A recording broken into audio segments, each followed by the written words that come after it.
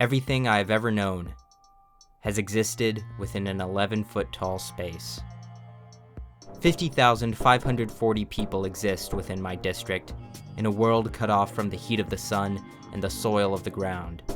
The form of this space exists as labyrinthine rooms and hallways that extend for miles and miles in each cardinal direction. The ceiling is impenetrable.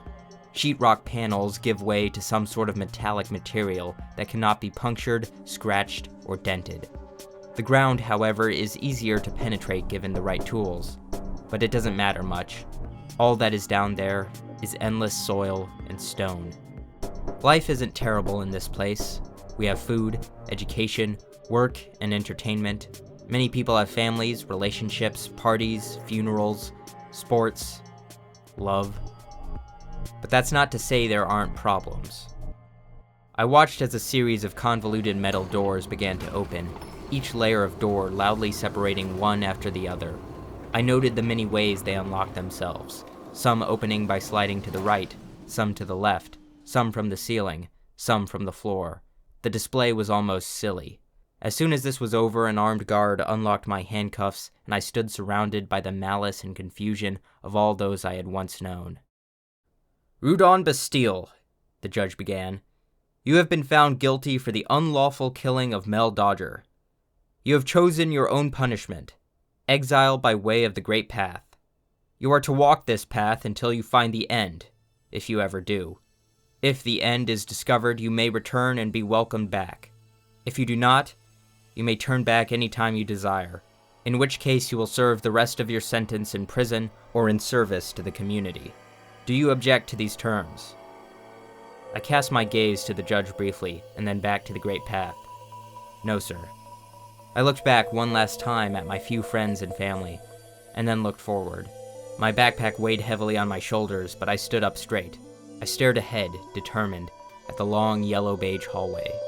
Periodically spaced skylights let brilliant squares of sunlight onto the floor. I took a step forward.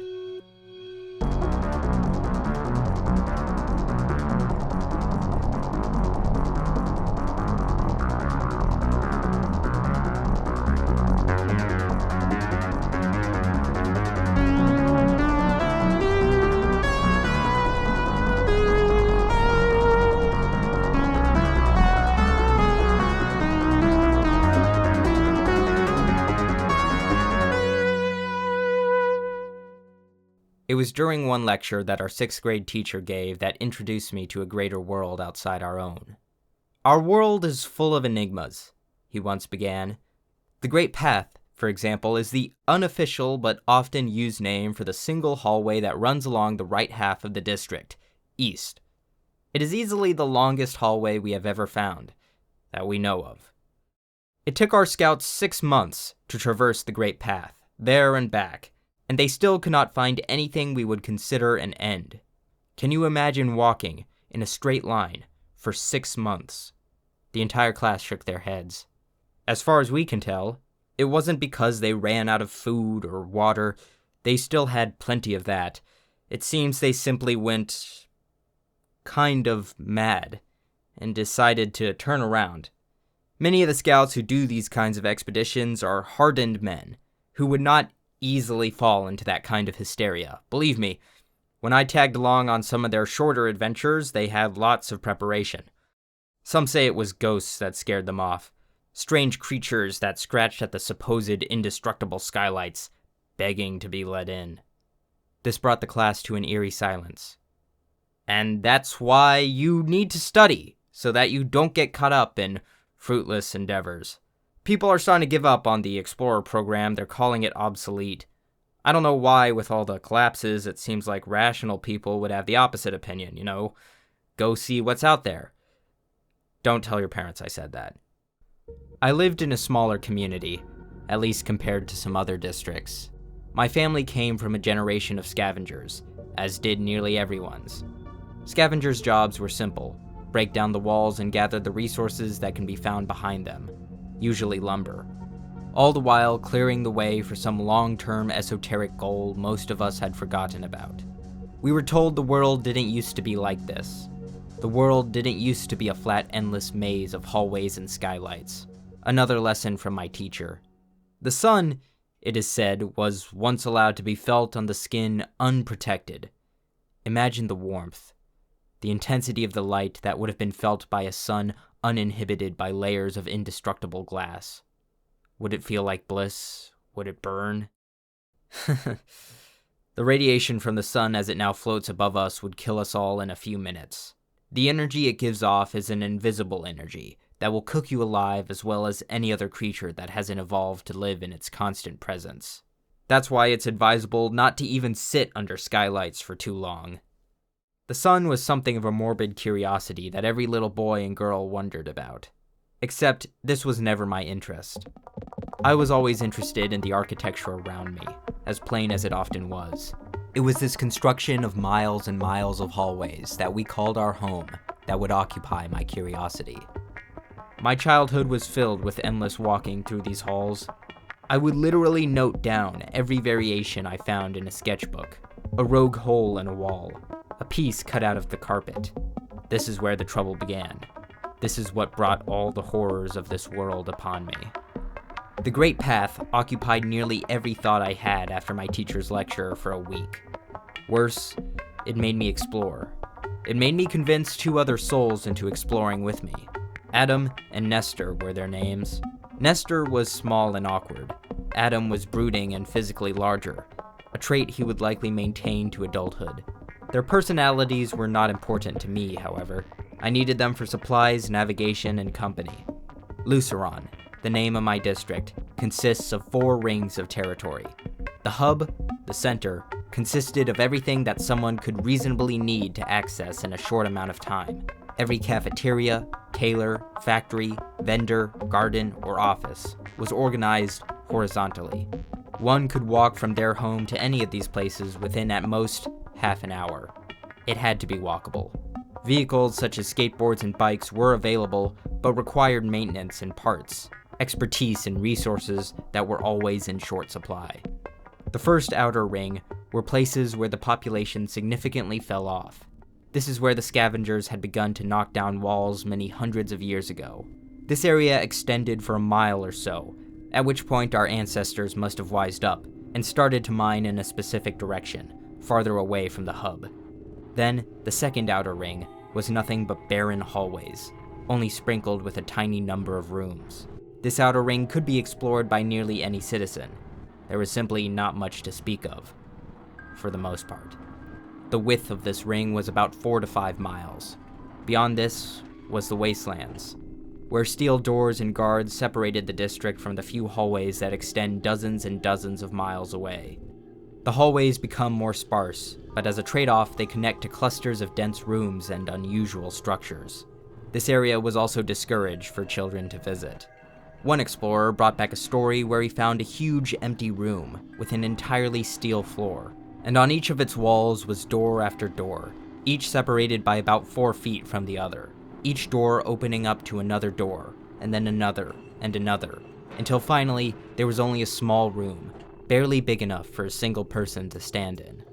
These kind of architectural anomalies were not unheard of within any of the outer rings or the wastelands, but this was an extreme example. Doors opening up to more doors was almost comical compared to the more subtle glitches that could be found. In the middle of plain hallways, solid boxes of drywall could be found jutting out from the walls. Explorers used to break down these boxes to see what they were for, but they contained nothing, and their purpose remained obscure, leading to explorers not even bothering with them. Skirting boards would appear down some sections and disappear in others. Vents would be placed near ceilings, but would never lead to anywhere except a few feet behind the wall. Our world was one of rigid structure and routine, punctuated by the most bizarre of interruptions. The first and second outer rings were the areas that Adam, Nestor, and I would explore. The fact that these areas were often empty of people made exploring much more pleasant, but that also meant we had to stuff our backpacks with supplies, mostly snacks. Adam would be there to carry loads and organize us, and Nestor was the one to keep us cautious and make maps of the areas we navigated fully. I was the leader, of course. I always wanted to explore further. We would explore for several hours after our classes were done for a few times a week for a good year and a half. As a result, we had made a pretty substantial mental and physical map of the area. This was of course redundant, as official scouts made far more precise maps than we ever could on our flimsy notebook paper. Eventually though, the exploring became more repetitive. Interesting anomalies became few and far between, and without a way to get to the wastelands, there was little motivation to continue. Exploration stopped for a month after the initial missions. That was until we were confronted by a girl with blonde hair. I know what you've been up to.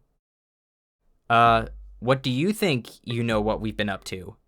It doesn't matter what she knows, it's not like we've done anything wrong. Who are you? What is it that you want? I'm in your grade. I've noticed you've been exploring. I want to tag along. What for? There isn't much to see out there. We've looked at basically everything there is. If you want to see something cool, try visiting the science lab, kids. Oh, I've seen plenty of those things. I'm no newbie. I'm talking about the wastelands. I leaned forward in immediate response. I have some relatives who are guards around that area, she continued. I've always asked them if I could go exploring past those doors, but they never would let me. Recently, I convinced them to let me go if I can do it as a part of a school project. I can really sell it if I bring some classmates with me. You really think it's that easy? Well, you guys are in my grade and seem familiar with exploring, so I figured we could pull it off.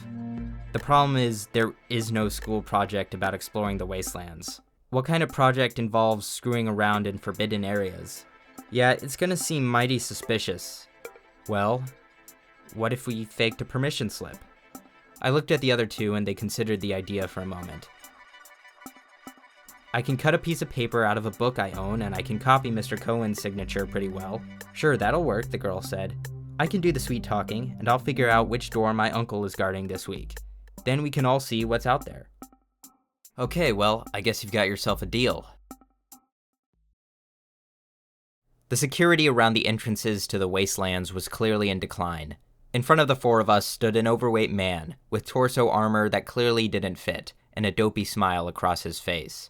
The only part of him that was intimidating was the gun in a holster to his right, an exceedingly rare item to come by. He was examining the permission slip that the blonde-haired girl had so innocently given him. You know, Rebecca, I don't know many teachers who would assign their students to go out into a place like out there. Oh, it wasn't Mr. Cohen's idea, we suggested it.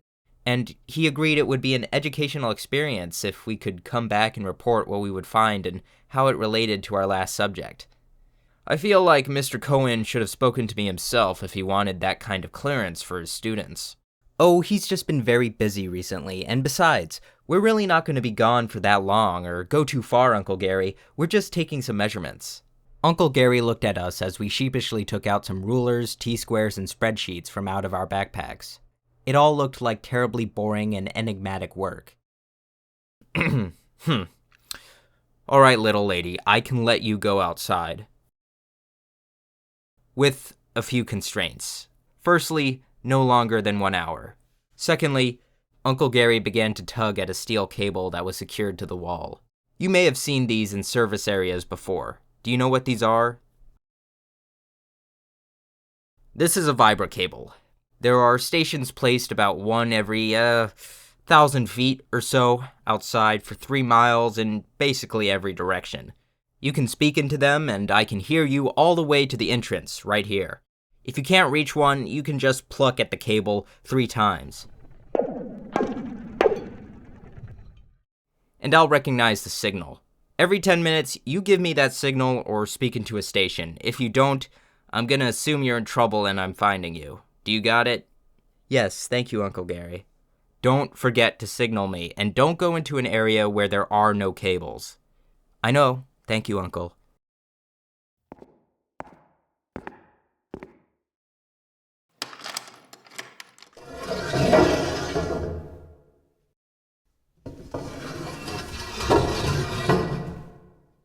Be careful and alert me if you get spooked by anything.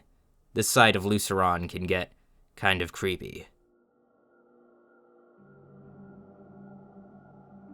At first it was clear there was no difference between this area of yellow hallways and those we had seen our entire lives. This was, in hindsight, not surprising, but there was a noticeable drop in enthusiasm to push forward when it became obvious nothing significant had changed. but we pushed forward nonetheless. Soon, eager chatter arose to occupy the silence. As we walked, the minutes soon began to count down, and to our dismay, half an hour had already snuck up on us, and it seemed like we had barely made any progress. Every now and then we would see a station. Rebecca would speak into a tin cup, and Uncle Gary would reply moments later. My eyes had begun to glaze over the walls with their random patterns of color patches and scuff marks, the only ways one could really indicate the walls were not all exactly the same. We continued on until finally we happened upon something we could all plainly see was significant. Up ahead there was a change in the light. The hallway had a shade of deep blue at the end. As we walked closer, this shade of blue began to indicate that there was a wide opening. Rebecca noticed the cable attached to the wall abruptly stopped. She looked ahead nervously and decided to push forward. As we got closer to the threshold, more detail came into view. Irregular patterns could be seen in the blue. Finally, we crossed the threshold and were struck by the majesty of an enormous room. The room was fairly square, though it was difficult to tell, and inside the room, the floor fell beneath us around 20 feet. And although that was unusual by itself, what really set this room apart from others was the multitude of square podiums of every height, jutting up from the floor and ceiling, and a beam of sunlight, brighter than anything else in the room, that shot through the roof from a square skylight. The skylight bathed some sort of decoration on the wall directly in front of us. It was clearly a map of some sort, though very simplified. The place could only be described as a chapel, a place for worship of some long-forgotten concept. After a pause, we fully crossed the threshold and made our way among the rectangular prisms. We spread ourselves to every corner of the room and ascended to the top of nearly every podium within our reach. We turned this place into a playground, but after every few minutes there would be a pause for reverence. We could not determine its purpose. It took hold of our imaginations. Rebecca soon hurried back to the hallway and sprinted towards the nearest cable station. Eventually we could sense our hour was waning, and we packed up and left. When we returned to the door, Rebecca's uncle was there, ready to chastise us for being late, but begrudgingly held back his comments. He was only relieved we had come back unharmed. After that, each of us departed our own ways. We chatted about plans of returning and exploring more throughout the breaks between classes. Throughout the year, we would go visit the wastelands a few more times. We became more daring each time, pushing the limits of how far we could get from a vibracable before we had to return home. We also built up knowledge of each other and got into all kinds of banter, a kind of camaraderie that was only formed by our shared hobby. Eventually, the anomalies we discovered became fewer and farther between. We began to lack energy after a series of disappointments, until our explorations apparently became a chore for most of the members of our group. It's been a while since our last trip. When are we going next? I started. I don't think I can go back soon. My dad needs more help in the shop. Okay, well, that's fine. How about you two? I kind of need to focus on my schoolwork, Rudon. Yeah, my uncle has been getting more serious about safety ever since those collapses in the farther mining grounds. I don't think he wants us to keep going out there, especially any longer than what we've been doing. Where did all these excuses come from? Is what y'all are doing really that more interesting than this? We have other obligations, Rudon. We have to start being involved in the community at some point. It can't all be exploration. The community. So I guess that's it? Yeah. Yes. We can do something else closer to home. Right. Sorry.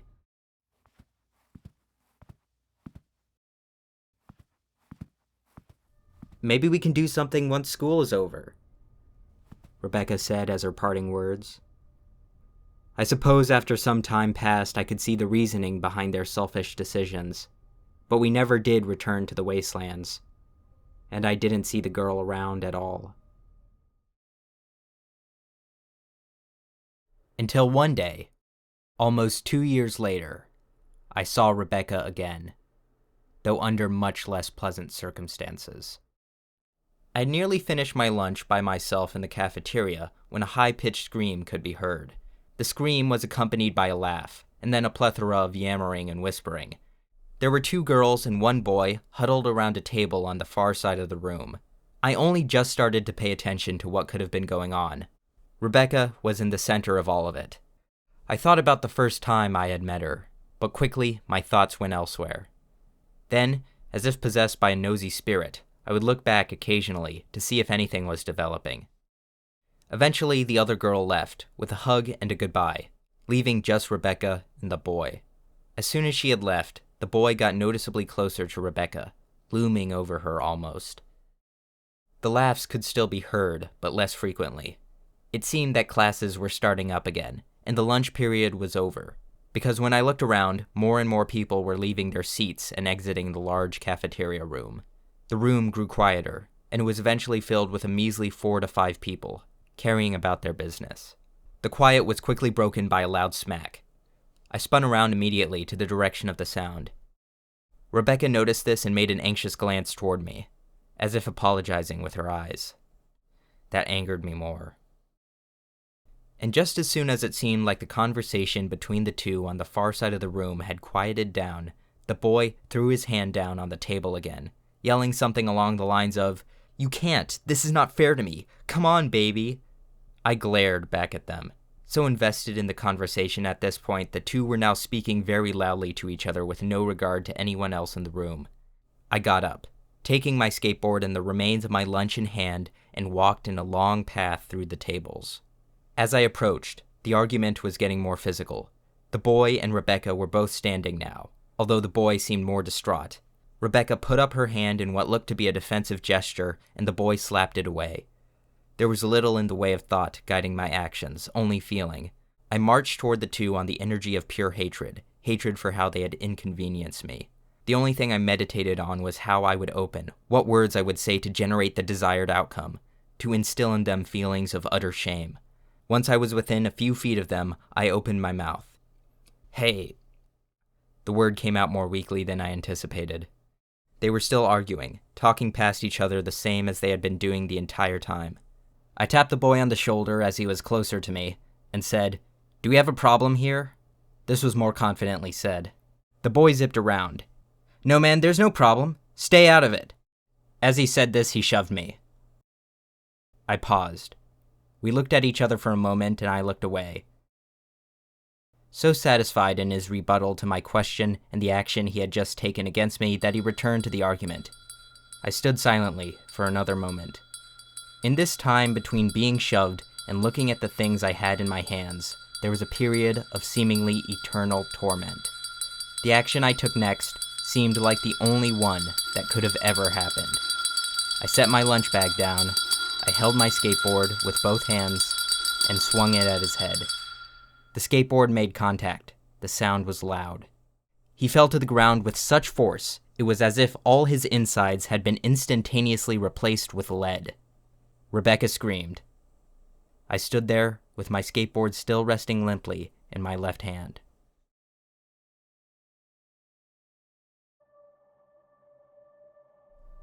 My parents were not happy.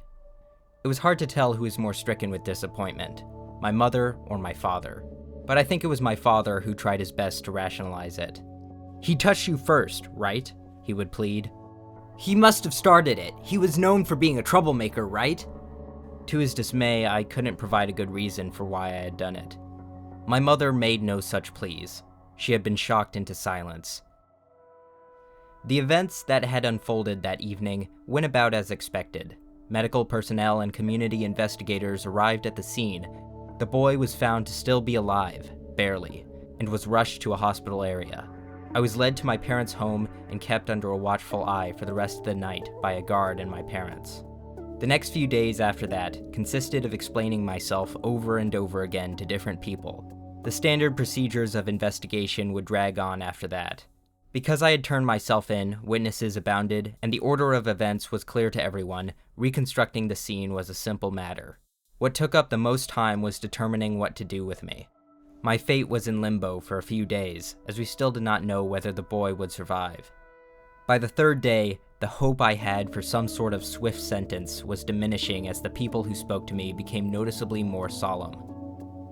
One day, slightly before noon, as I sat in my room bored out of my mind, a well-dressed man entered. "Good morning, Rudon."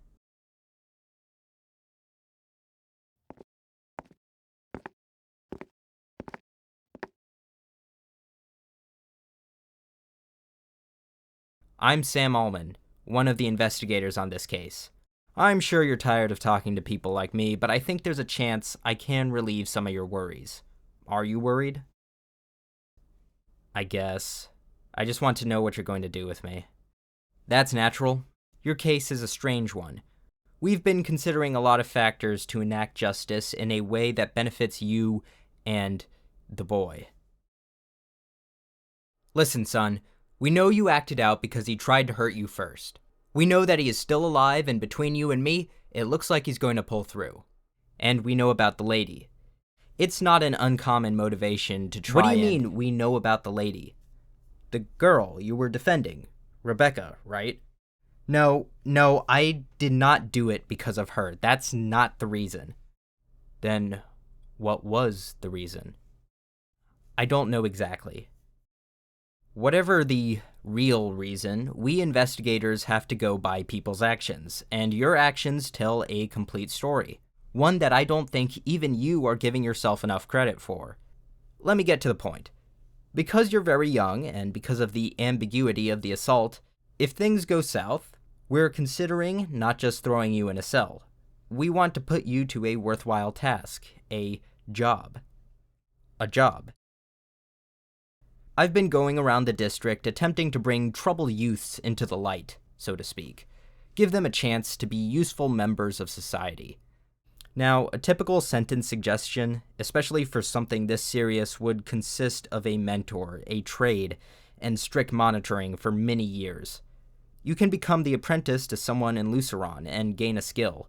You won't be paid, and you won't be able to see anyone, of course, and you will be monitored for the first few years, but it will be far more preferable to being in a small room like this one for a long time. Let's just say an amount of time that you will deeply regret wasting." "So it sounds like you've already made up your mind about who I am." "No, not at all. If things go even slightly well for you, then you can forget all about this. I am simply describing the worst case scenario, and the punishment for that worst case scenario is really not that bad. Surely that gives you some ease." "I guess.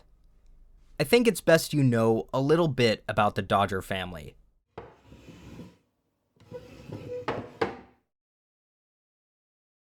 The father comes from a line of miners. The mother comes from farming.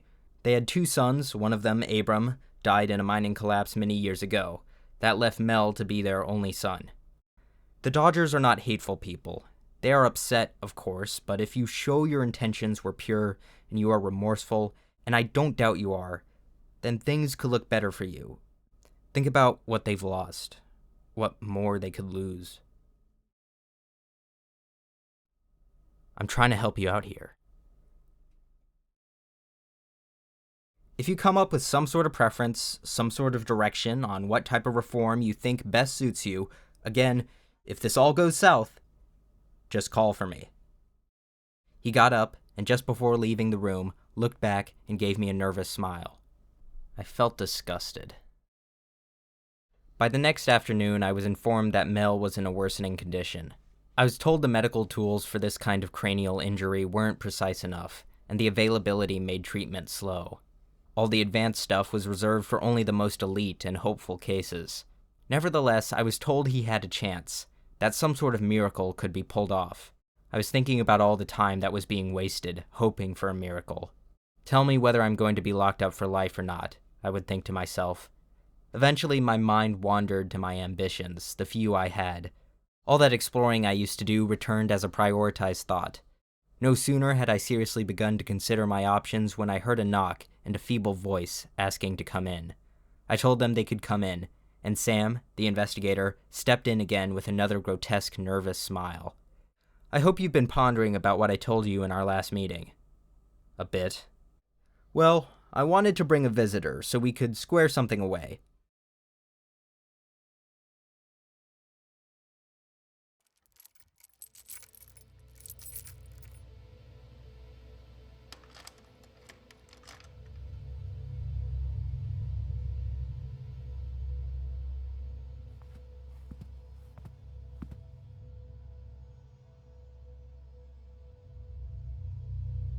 She wanted to speak to you, and I felt it was necessary you two meet. What is it? I wanted you to know that you shouldn't beat yourself up over this. Mel had been harassing me for some time, but some of it was my fault, but he took things too far. What I mean is, I know you didn't mean to hurt him so bad. I know what you meant to do. What do you think I meant to do?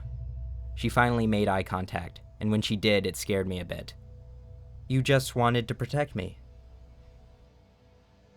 I don't really see how... I suppose I could see how you could think that. I don't understand. What is this all about then? Did you know him? Were you angry with Mel about something? I didn't know who Mel was before I hit him. You knew who I was? You saw me and you thought I was in trouble. When he attacked you, you were just doing what anyone would have... Well, attacked? I think there was some justification for his response, and maybe some, but less for my own, if we're being fair. What are you talking about? Why did you do it? Why go up to him, interrupt us, and then nearly kill him? Well, he was being a bit of an asshole, in my opinion, was annoying me greatly. Stop pretending to be mysterious! What is wrong with you? With this plea, with her piercing eyes begging for an answer, I felt a small but potent tinge of guilt, not for the man I had nearly killed, but for this girl I had seemingly traumatized. I made a mistake, I guess. Well, we really don't need to get into the specifics of things right now, do we? I do apologize, this may have not been the best time. A much more formal meeting is in order.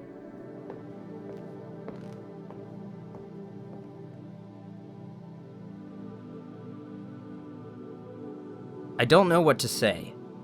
I looked at him with disgust once more. You need to...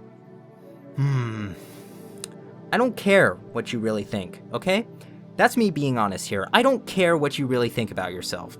You're too young to judge that kind of thing. You're too young to be in this kind of situation. I don't want to see you waste your life away. Why are you denying the real reason you assaulted Mel? Is this an effort to make yourself look wounded or something? Stewing in your own guilt? Well, if you don't want my help, then just tell me straight, eh? He turned around and grumbled. Will Mel die? It's likely. How well will that affect my chance to get away from this? Whether he dies or not, you're going away. Either you work, or you're kept in a cell. After that little stunt, the only real factor is for how long. I think I have a suggestion for my punishment. Mel died less than 24 hours later. Shortly after, a meeting was called between me, the Dodger family, investigators, my own family, and the judge. I had never known much about the legal system in Luceron, but today I would experience it all firsthand. The proceedings began with a readout of the objective facts of the events that had taken place on that fateful day. After that, every investigator gave a short recap of their findings. One side, headed by Sam Allman, did their best to defend me. The other did their best to prosecute. The jury and the investigators adjourned and recommenced and adjourned and recommenced. Near the end, the judge made a series of not-so-subtle remarks about the large amount of evidence against me and the little evidence in favor of my innocence. Throughout this ordeal, I sat in silence, staring at the wall in front of me and trying my best to avoid eye contact with my family or the victim's family. Eventually, the judge gave a statement that piqued my attention. I believe we are now nearing a conclusion. The verdict will be given after what should be a short meeting between me and the investigators. After what seemed to be a long lull of activity, this got everyone to straighten their postures in their chairs. You are dismissed. I waited an hour in another holding room. It was a long hour, of course, and every thought I had, no matter how much I tried to distract myself, was on what my future would be if I was found guilty.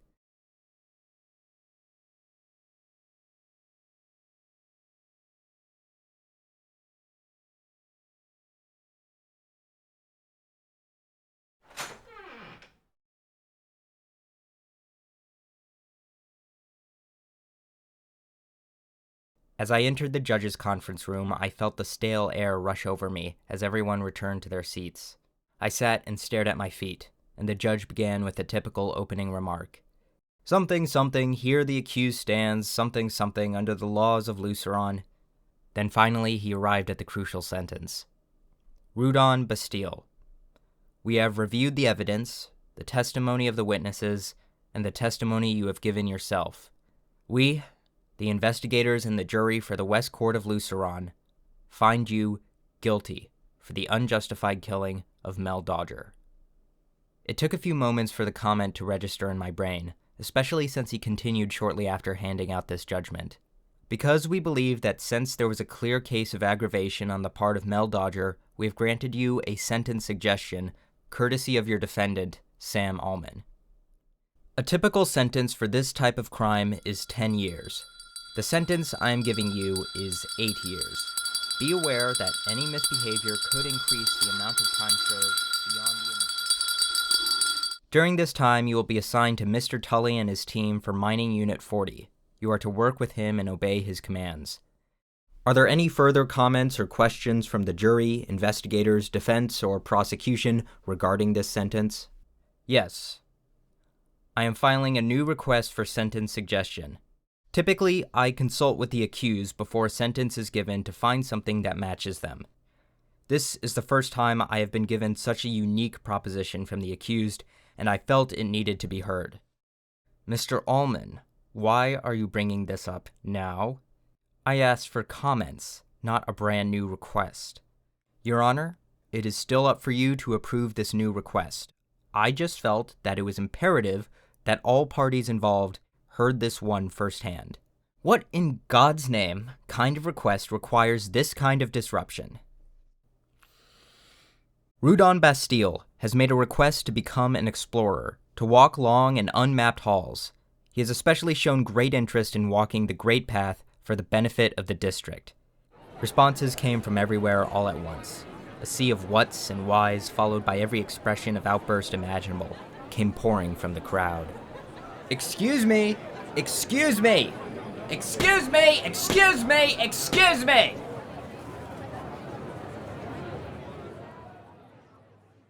Explorers are not a common trade. They are a dangerous and increasingly obsolete profession that requires discipline and a high degree of independence. And most of all, we do not send out juvenile delinquents to do such tasks. I do not expect the explorers to simply cast him off without training. They have been looking for volunteers recently, and I say, if the child is brave enough to want to venture into the great unknown, let him do it. The Great Path is not traversable. It wasn't traversable with a well-prepared party. It will not be traversable by a single child. It is a silly dream. I will not entertain it in this court. It was not traversable because the party turned around. The convicted cannot argue with the judge in open court. If Mr. Bastille wants to share his reasoning on this, we should allow him to do so. It is his livelihood we're talking about. Everyone knows that those explorers turned around because they couldn't take it. Not because they ran out of food, not because of any roamers. They turned around because they had walked in a straight line for 3 months and because they had a society and comfort to welcome them when they returned. I will not turn around because I am condemned. I'm just a kid and my life is already over. Your life is not over. You still have plenty that— I'm not a miner. I'm not a scavenger. I don't care about anything here, really. I could hear my parents let out a gasp. Let me make my contribution. I will pay my price. I will not turn around. Your Honor, if I may, what is the purpose of our system? Chiefly, it is to separate criminals from law-abiding citizens. This suggestion separates him and allows him to provide service at the same time. If it is not too much to ask, Your Honor, I believe it will be more beneficial to give him a task, though arduous, that he desires to carry out faithfully, rather than half-heartedly endure a task we force upon him. Does anyone in the Dodger family want to comment on this new request? Mrs. Dodger scooted forward. Her eyes were wet, and her stance, which had been feeble before, was now rigid and commanding. My other son was killed because of a mining collapse. There's no point in putting you in the same danger. I don't believe in revenge. There's no point putting you in a cell either. Is this truly for the betterment of Luceron? Or is it for yourself? The judge was certainly surprised by this, and awaited my answer with utmost curiosity. It's for Luceron, ma'am. If that is what you think my penance should be. If that is what you think is the best way to repay my son, then so be it.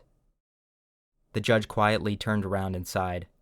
If you can show discipline while you are being trained by the explorers, I will consider your request over the following days and add it to the official sentence.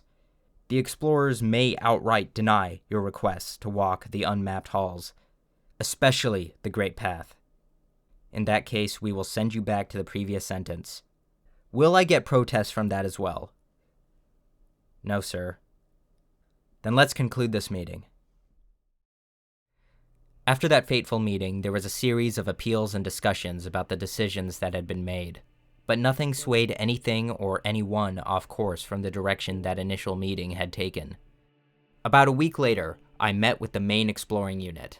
It was comprised of a few well-traveled senior explorers and a few dozen workers whose job mostly consisted of supplying them.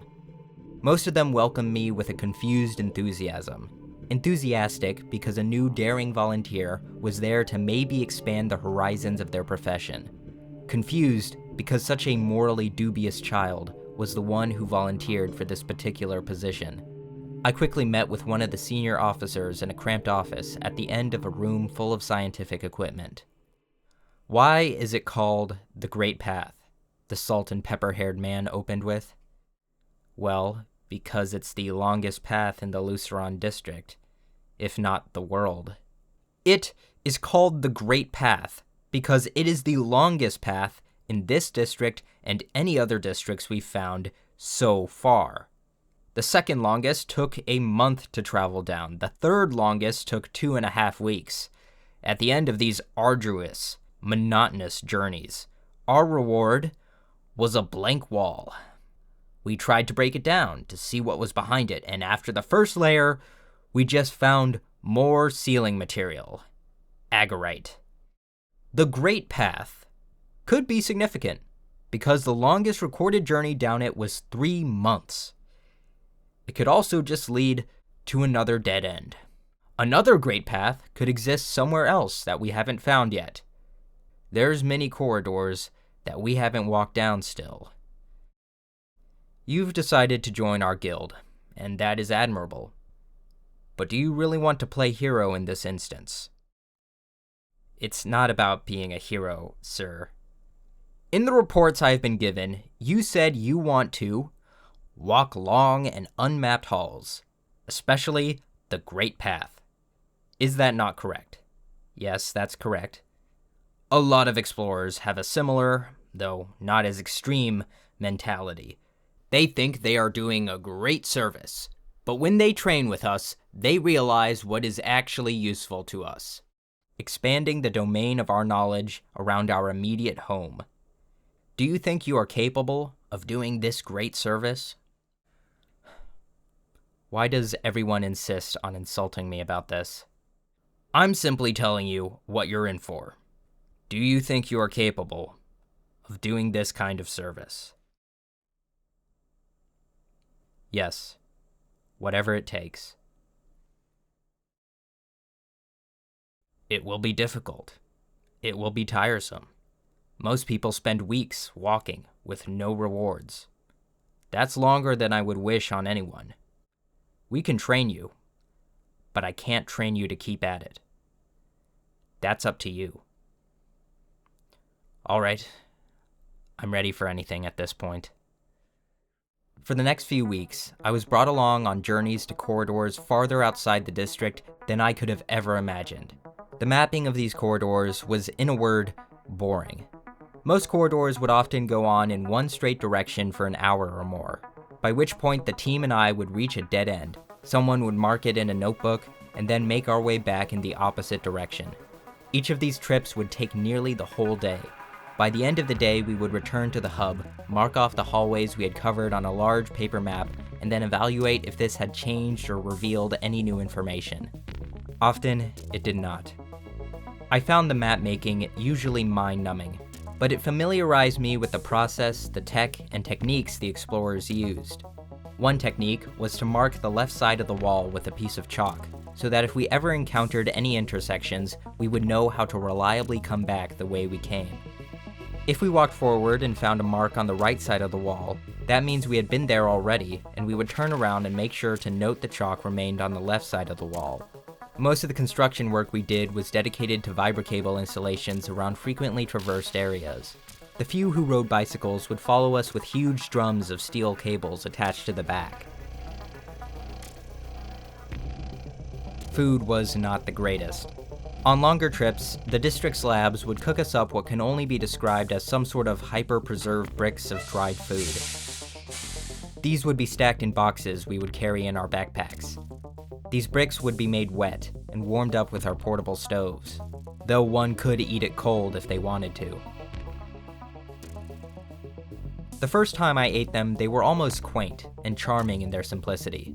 The 20th time I ate them, I had no feelings toward them whatsoever. My taste buds became inert to their bland flavor. Thankfully, we all had real food to come back to when our trips were over, and even then, people often brought other snacks with them when we were on shorter trips. Water was a different story. While we would always take jugs of water with us, a heavy addition to our backpacks, there were also areas around the maze where rainwater could be collected and filtered. These areas would consist of a metal funnel on the other side of the ceiling, completely exposed to the open air. From that funnel, there would be a small pipe that would descend to about waist level, which would drain into a bowl. This was a construction that, I was told, was built permanently into the structure by the original designers, a fact I found fascinating. From this bowl, we would scoop water into a filtered jug and then drink.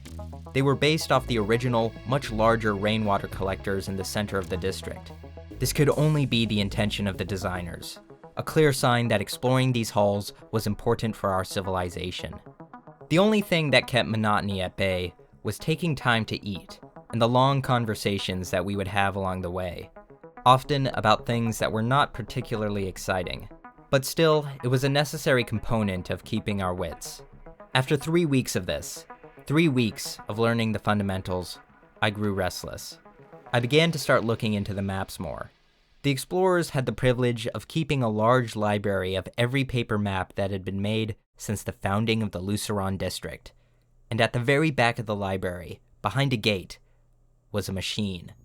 It was the only one of its kind in the district, and it used a glass window with some sort of lighting behind it to display a larger map with more detail than any sheet of paper could possibly contain. After most of the crew had gone home, I would be left alone with access to the machine. Each section we explored would be cross-referenced with this map of the district. It was astonishing how symmetrical everything was when I zoomed out of this big map. The lines all sprouted out from the center, at 90 degrees and 45 degrees, until they left the edges of the map. In all 4 corners, the ends were marked 2 months, indicating how long it took to travel there on foot and meet the end of that straight line.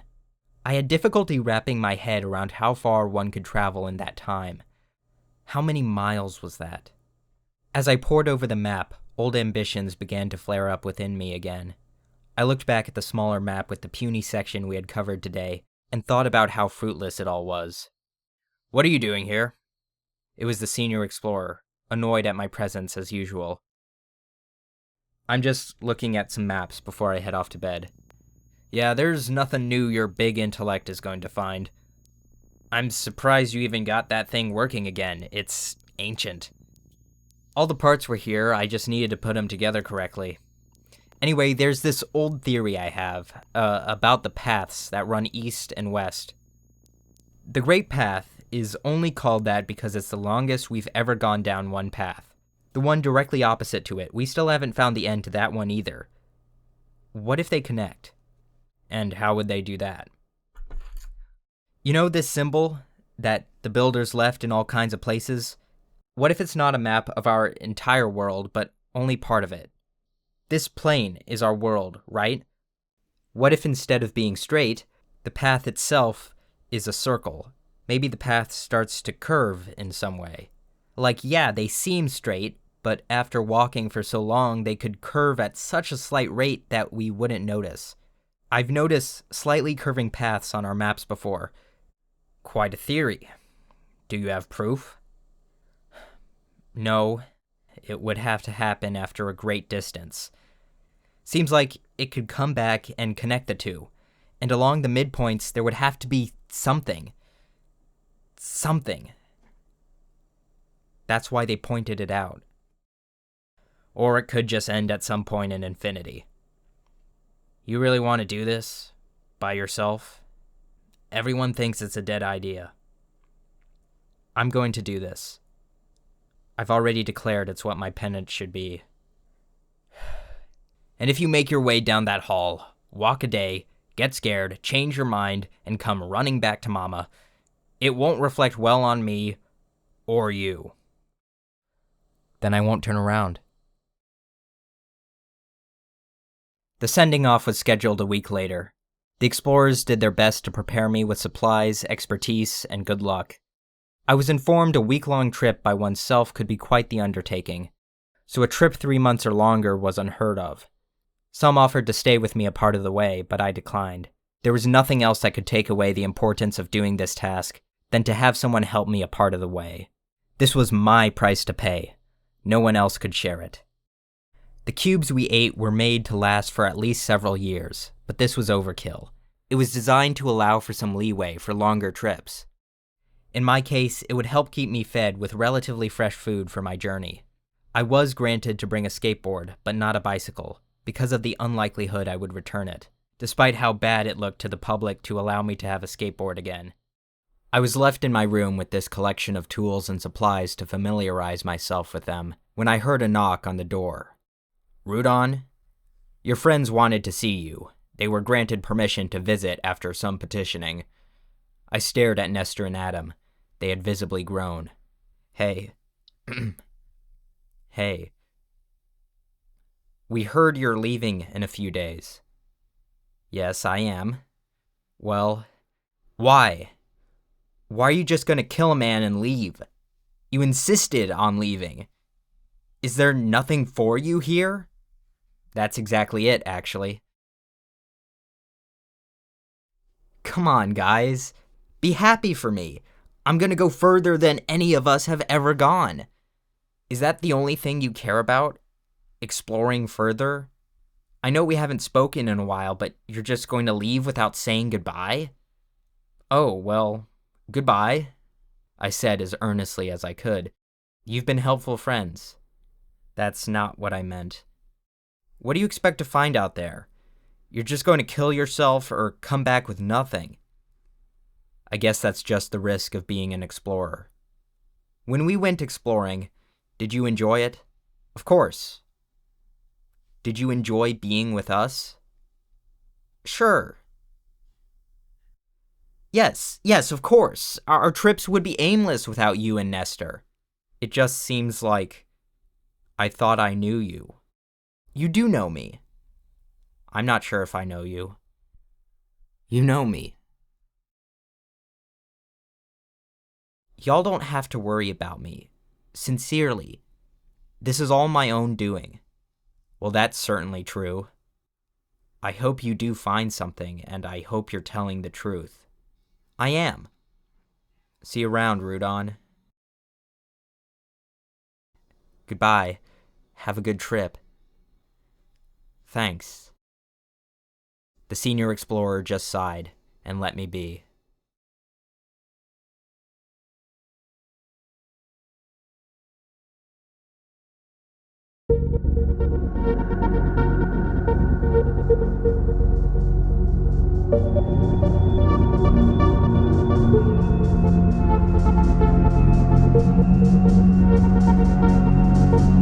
you.